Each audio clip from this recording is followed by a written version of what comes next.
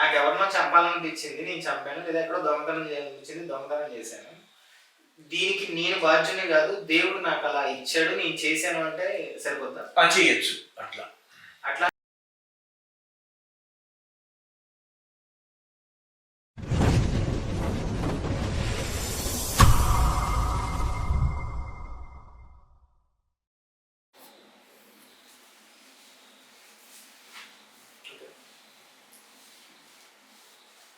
గురుగారు, నేను ప్రకృతిలో ఉన్నానా, ప్రకృతి నాలో ఉందా? నేను మనసు అనుకున్నప్పుడు ప్రకృతి అంటే తల్లి. ఉదాహరణకి తల్లి బిడ్డరికి అంటది, బిడ్డరికి అన్నప్పుడు బిడ్డే తల్లిని చూస్తుంది. కానీ ఆ తల్లి తండ్రిని పరిచయం, తల్లి చెప్తేనే తండ్రిని పరిచయం చేసేది, అంతే కదా. తండ్రి డైరెక్ట్గా పరిచయం చేసుకోలేడు, తల్లే చెప్తుంది ఇది నాన్న. అట్లాగే ఈ ప్రకృతి అంతా కూడా తల్లి, ఒక విగ్రహం కాదు తల్లి. జగన్మాత అంటే ప్రకృతి అంతా కలిపితేనే తల్లి, అంటే ప్రకృతే తల్లి. దీనికి అధిష్టానం ఎవరు? తండ్రి, అంటే నిరాకారుడు పరమాత్మ. కాబట్టి ఈ ప్రకృతే తండ్రిని చూపించాలి. చూపించాలంటే ఏం చేయాలి? ప్రకృతిని ప్రార్థించాలి. అమ్మనే, అమ్మా అమ్మ నువ్వు ప్రకృతివి కదమ్మా, నువ్వు నీకు తండ్రిని నాకు చూపించమ్మా అని అడగాలి. అడిగినప్పుడు ఏం చేస్తుంది? ఆ మాయ తొలగిపోతుంది, తేడా లేనప్పుడు నిరాకారుని పరమాత్మ తండ్రి అని చెప్తుంది.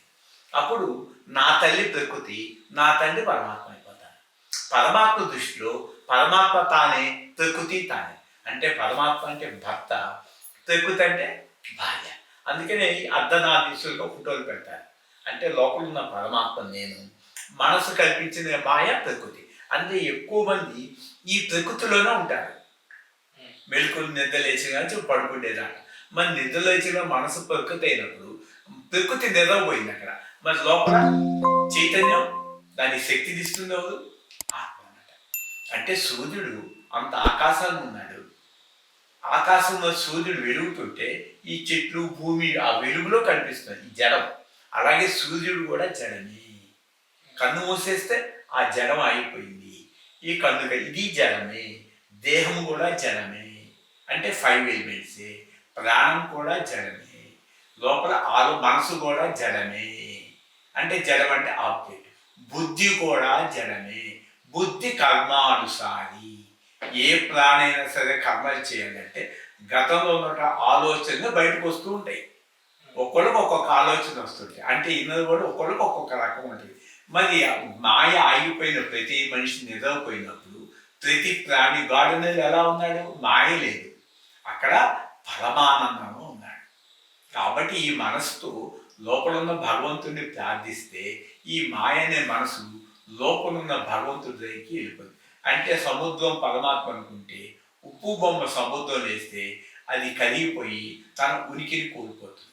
అట్లాగే మనసుని పరమాత్మలో లయం చేసేది. ఈ మనసు అనేది లేకుండా ఉప్పు బొమ్మలు కరిగిపోయి అక్కడ చెప్పటానికి ఏమీ లేకుండా అలా మౌనంగా ఉండిపోతుంది మనసు. ఎక్కడి కేవలం ఉనికి, ఆనందం, ఎగ్జిస్టెన్స్. ఇది ఆ లోపల ఉన్న నేనికి చావు లేదు. కలిపురుషుడు కానీ, త్రిమూర్తులు కానీ, యముడు కానీ ఆ చంపే వస్తువు కాదు. అంటే ఏదైతే ఆబ్జెక్ట్ నశించిపోతుందో ఆ నశించది నేను కాదు. అంటే నాలోన గలడు శివుడు, నీలోన గలడు శివుడు, అంతవరకే.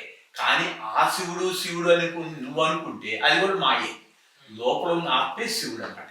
అప్పుడు నేనే శివుడు అన్నప్పుడే, అనుభవం వచ్చినప్పుడే నీకు చావులేదు. నాలోన గలడు శివుడు, నీలోన గలడు శివుడు అనుకున్నప్పుడు ఆడు శివుడు కాదు, మాయ. ఆ మాయకి ఎలా అనుకోవాలి మరి? ఇక నువ్వు శివుడిగా మిగిలిపోవాలి, అనుకోవటం మానేయ. నువ్వు మనిషి అయినప్పుడు నేను మనిషిని అడిగి తిరుగుతూ ఉంటావా? మరి శివుడు అయినప్పుడు ఇక ఎలా చెప్తావు? ఇదంతా సాధనలో మార్గం. నేనే శివుడు అనుకోవటంలో ఒక సాధన. ఇక్కడికి వచ్చిన తర్వాత ఇక్కడికి రావాలి అనుకోగలక, ఇక అనుకునేవాడు పోవాలి. అదే మాయ అంటే. అందుకని మాయం చేస్తే చాలా దుర్లభం అన్నాడు. ఇప్పుడు కర్మ సిద్ధాంతం అని మన భగవద్గీతలో చెప్పబడింది. ఆ కర్మ సిద్ధాంతం కర్మ చేయటం వల్ల వచ్చిందా, లేకపోతే కర్మ చేశానని నమ్మటం వల్ల వచ్చిందా? అందుకని భగవంతుడు ఏం చేస్తాడు? నేను కర్తను అనుకుంటే కర్మ నీ నెత్తికి పడుతుంది. నేను కర్తను కాదు, భగవంతుని చేతిలో పనిముట్ట నువ్వు కర్మలు చేస్తుంటే నీకు అంటవు అన్నాడు. అర్థం కాల, మళ్ళీ చెప్పండి. ఈ కర్మలకి నేనే కర్తను అనుకుంటే నీ అకౌంట్లో పడుతుంది. ఉమ్, నేను కర్తను కాదు, ఆ భగవంతుని చేతిలో నేను పనిముట్టుని అనుకున్నప్పుడు నీకు పడదు అకౌంట్లో. అంటే ఇప్పుడు మీరు చెప్పిన లెక్క ప్రకారం నాకు ఎవరినో చంపాలనిపించింది, నేను చంపాను, లేదా ఎక్కడో దొంగతనం చేయాలనిపించింది, దొంగతనం చేశాను. దీనికి నేను బాధ్యుని కాదు, దేవుడు నాకు అలా ఇచ్చాడు, నేను చేశాను అంటే సరిపోద్దా? చేయొచ్చు అట్లా. అట్లా అనుకుంటే మరి దొంగతనం చేసిన అప్పుడు ఏం చెప్పాడు ఆయన? ఆ దొంగతనం చేసి చెయ్యి, పోలీసులు తీసుకెళ్తారు కదా, ఆ పోలీసులు కూడా భగవంతుడు ఇచ్చానుకో, ఉది శిక్ష కూడా వేసానుకో, ఆ భగవంతుడు వేయించాడు అనుకో, చెయ్యి. ఇట్లాగే ఒక దొంగ అంత హత్య చేసి జడ్జి గారి దగ్గరికి వెళ్ళాడు. వెళ్ళి ఆయన శిక్ష అయిపోతే, జడ్జి గారు ఆగండి, నాకు శిక్ష చేసే అధికారం మీకు లేదు, మీరు ఆఫ్టర్ జడ్జి గారు, నాకు భగవంతుడు చేయించమన్నాడు, హత్య చేయించాను, మానభంగం చేశాను, దేవుడు చేయించాడు అన్నాడు. జడ్జి గారు తక్కువగా ఉంటారు కదా, ఉండదు కదా. అలాగేనైనా బోన్లో కూర్చోనైనా నేను జడ్జి గారి కాదు, నా చేత ఆ పరమాత్మ ఉరి శిక్ష చేయించాడు, నేనేం చేయట్లేదు, నిమిత్తం మాత్రమే నేను తీసుకు ఉదయమన్నాడు. ఇది వాచావేదంతో, దానిలో చాలా ధర్మ సూక్ష్మాలు ఉంటాయి. జగంతో ఎప్పుడు తక్కువ చేయమని చెప్పండి. ఇంకా మాట్లాడితే ఆయన సాక్షిభూతుడు, ఆయన ఏం చేయడు కూడా. అంటే ఇప్పుడు వరాలు ఇచ్చేది ఆయన కదా, వరాలు ఇచ్చేది ఆయన కదా. ఇప్పుడు మనం అసలు ఇవన్నీ వరాలు ఇచ్చేది తీసుకున్నాడు దొరికితే అసలు భగవంతుడు సాక్షి స్వరూపుడు. అంతది అని సాక్షి అంటే చూసుకుంటాడు, ఆయన పట్టించుకోడు దేనికి. ఆ భగవంతుడు కూడా కర్మ అయితే ఇంకా కర్మ నుంచి బయటపడేవాడు ఉన్నాడు, బయటపడేసేవాడు కర్మ చక్రం నుంచి. ఆయన సాక్షి స్వరూపుడు. సినిమా తెర ఉంది, సినిమాలో జరిగే సినిమాకి ఆ తెర ఏమైనా స్పందిస్తుందా? పాప పుణ్యాలు ఉంటాయా? భగవంతుడు అటువంటి నిధికారుడు, నిరాకారుడు, నిధికారుడు. అంటే ఇప్పుడు శివుడానికి లేదు చీమ కూడా కొట్టదు అంటారు కదా, మరి దానికి ఏంటి? ఇప్పుడు చూడండి, లోపల నేను శివుడిని కదా, సాక్షి. మంచి నీళ్ళు కావాలి, వచ్చింది ఆలోచన. ఆ ఆలోచన ఎక్కడి నుంచి పడుతుంది? అంటే ఇంత లోతుకి వెళ్తే కదా అది తెలియదు. అమ్మో ఆ మాయని జయించడం చాలా. విశ్వామిత్రుడు కూడా అంత తపస్సు చేసి ఎదురుగా మేడకు వచ్చి ఆకర్షించేటప్పటికి వెంటనే వెళ్ళి ఆలింగనం చేసుకొని సక్సెస్ బిడ్డలు కదా. మళ్ళా తెలుసు, రిలైజ్ అయిపోయాడు, అమ్మో మా మాయ, నా మాయని జయించుట దుర్లభం అన్నాడు. మరి ఇంత దుర్లభం ఉంటావయ్యా, ఏం చేయమంటావు? నన్ను పట్టుకుంటే సులభ సాధ్యం. ఇప్పుడు నా కెమెరా నాకు కావాలి ఫ్రీగా, ఎవరన్నా ఇవ్వగలరా? మిమ్మల్ని అడిగితే ఇచ్చేస్తాను, అయిపోయింది. ఆ బుక్ ఎవరు ఇవ్వగలరా? మీరు నాకు ఇవ్వాలని ఇచ్చేసాను. కాబట్టి భగవంతుడు సంకల్ప మాత్రుడు, సంకల్పానికి అతీతుడు. ఆయనకి కర్మ అంటదు. కర్మ అంటే ఇంకేముంది ఆయన? అందుకని భగవంతుడిని ఎన్ని కర్మలు చేసినా ఆయన కర్త కాడు. అందుకే ఎంతమంది నశింపజేసినా, లోకాన్ని ఎంత నశింపజేసినా కర్తృత్వం లేకపోతే చంపేసే, 1,00,000 మందిని చంపేసే. శివుడు దేవాలయాన్ని వదిలిపెట్టి, కైలాసాన్ని వదిలిపెట్టి శ్మశానాల్లోనే ఉంటాడు, బూడిదను విభూతిగా పెట్టుకుంటారని చెప్పేసి ఇట్లా అట్లా మాట్లాడుతుంటారు. ఇవన్నీ కూడా ఏంటంటే వైరాగ్యం కోసం శివుడు శ్మశానం ఇవన్నీ ఊరికి చెప్పుకుంటారంటే. శివుడు అంటే ఒక ఆకారము, బ్రహ్మ ఒక ఆకారము, విష్ణు ఒక ఆకారము. శివుడు అంటే సృష్టి, స్థితి, లయం. ఇప్పుడు చూడండి, సృష్టికర్త బ్రహ్మ, అది ఆ బ్రహ్మను కూడా నేనే ఆలోచించి సృష్టించాను. విష్ణుమూర్తిని నేనే సృష్టించాను. శివ అన్నాను, శివుని కూడా నేనే సృష్టించాను. మళ్ళా మనసు అయిపోయింది, ఏలిక బ్రహ్మ విష్ణు మహేశ్వరుడు. ఇవన్నీ తెలియక చెప్పుకొని వాళ్ళు వింటూ అలా అయిపోతారు. నా ఆలోచన అంతే, ఐఆమ్ ఏ క్రియేటర్, నేను క్రియేట్ చేసుకున్నాను బ్రహ్మ విష్ణు మహేశ్వరుడు.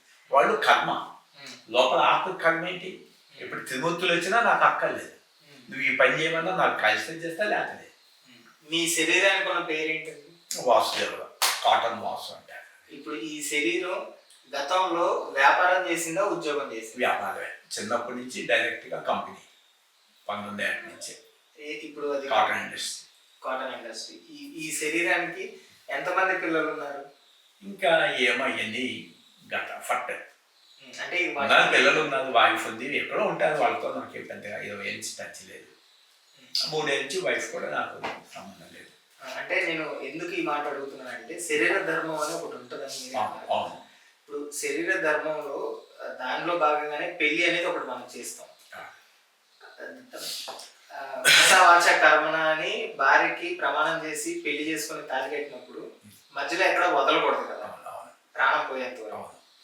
మరి ఇప్పుడు మీరు ఈ శరీరం కోసం ఎందుకు అని ఆలోచన ఇట్లా వచ్చినప్పుడు ఈ శరీర ధర్మమైనటువంటి భార్యని వదిలేసినప్పుడు అక్కడ మీరు ధర్మం తప్పినట్టు అనిపించలేదు?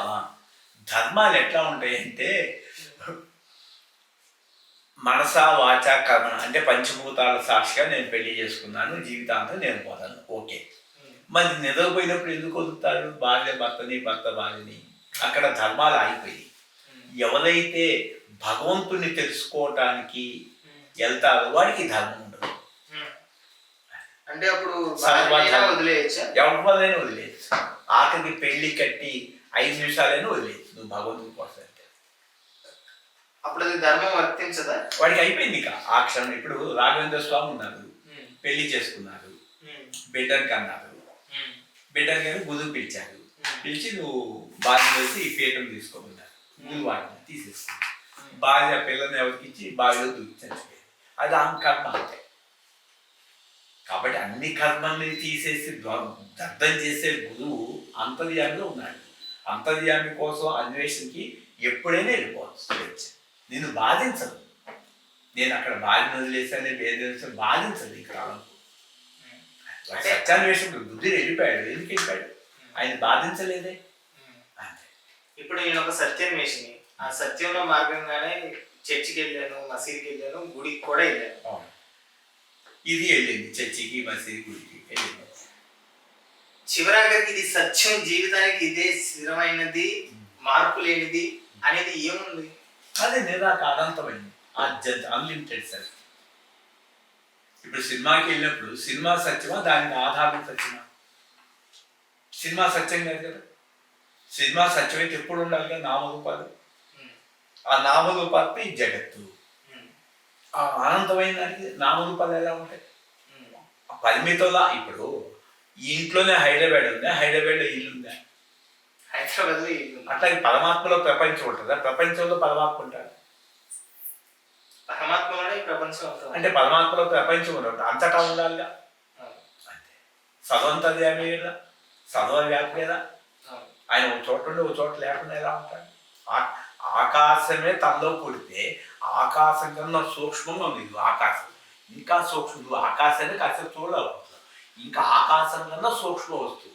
ఈ ఆత్మని సముద్రాలు చంపలేదు, సూర్యుడు చంపలేదు. అంటే మీలో ఉన్న ఆత్మ నాలో ఉన్న ఆత్మ ఒకటే. ఒకటే. నువ్వు అడుగుతున్నావు కాబట్టి వేదవుతుంది. నువ్వు అడనేది అడిగేవాడే ఆత్మగా ఉన్నావు. పొద్దున్నే ప్రకృతి వచ్చింది నీ గుణాన్ని బట్టి మాయకండి, మళ్ళా మెలుకొని ఆ మాయని జయించేసేది. ఐశ్వర్య కామక్రోధ లోపం.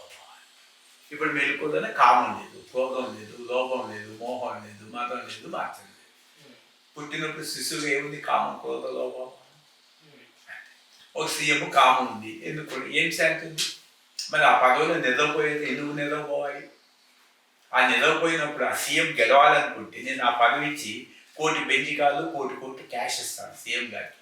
నాకు సీఎం పదవి కావాలని అడిగితే చాలు ఇక్కడికి వచ్చి గార్డెన్ నిద్ర 1 కోటి బెంజికాలు, 1 కోటి ఎకరాలు, 1 కోటి క్యాష్. పిఎం గారికి అయితే ఇంకేంది?